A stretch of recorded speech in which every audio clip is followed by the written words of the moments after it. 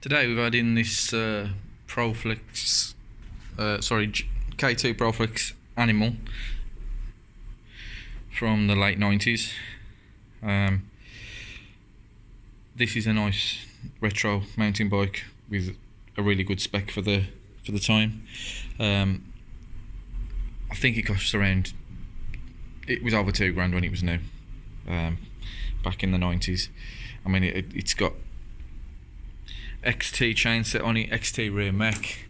You got XT shifters on there as well, I believe, and it's also got Magura HS22s, hydraulic rim brakes.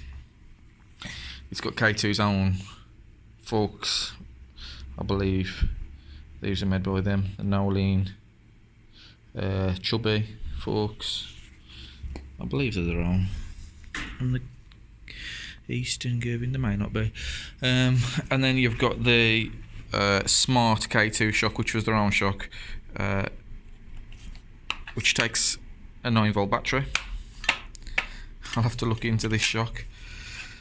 But what we're going to do is we're going to give it a service. There's a couple of things wrong with it. The forks seem to be locked up. It's been sat outside for a long time, I think, but the forks are locked up. The rear shock moves. The brakes work.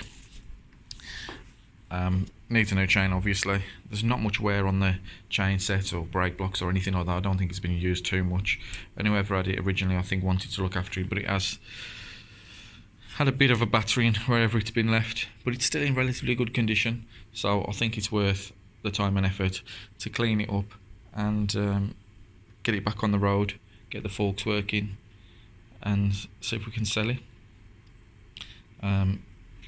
Amazingly, I paid £10 for that bike.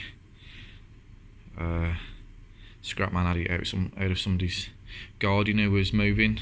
You can tell it's been in a garden for a long time. It's had grass growing through it. So they've had it out somebody's garden that was moving, and just wanted £10. They come round quite often with bits and bobs. If they've got anything, I'll make them an offer on it. So yeah, £10. We'll do it up, see how long it takes, sell it, see if we can make a profit. It's a quick update on the K2 Proflex Animal. After checking it over, found the forks were seized, wouldn't move at all, completely seized up. So we've took the top caps off, got the forks apart, had to knock the lower legs off with a rubber mallet. As you can see, there's rubber marks there. It's just rubber, it will come off. They've been knocked off with a rubber mallet. Serviced everything inside. All the seals was fine, to be honest. Still rubbery, still stretchy, so there's no problem with any of the seals. And I don't know how hard it's going to be to get the seals for these anyway, so I'd make sure I didn't damage them when it was coming apart.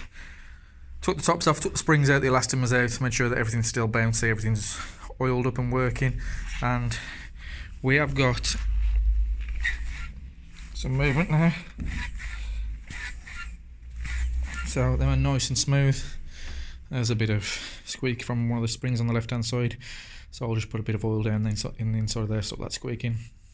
So next we're going to whip the chain off because that's super rusty, and whip the cassette off and replace the cables, clean all that up and get all that sorted out.